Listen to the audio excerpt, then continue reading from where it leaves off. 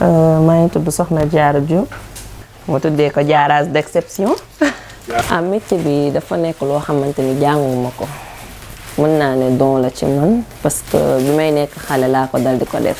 yàgg na lool bi ma ko commencé di def teg ci tamit mu nekk passion ci man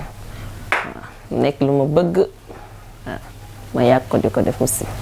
mën naa ne wax ni que lii sama mag moo ko doon def waaw moom moo ci jàng ba def ba am ci formation mais man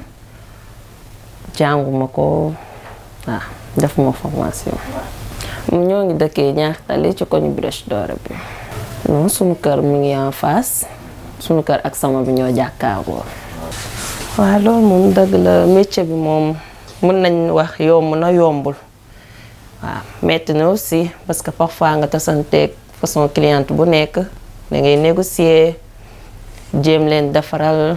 lu ñu bëgg daal waaw bu ñuy génn fii ñu mën a kontaan. waaw dañ koy defal nii instant yi make-up simple comme po day wuy ji xew nii waaw si dañuy def make-up cérémonie yëpp booy dem soirée dîner de gala mariage lépp kooku xalaatam rek la wax waaye diarrage d'exception rek bu ñëwee rek dina xam ne lépp dëgg la day puus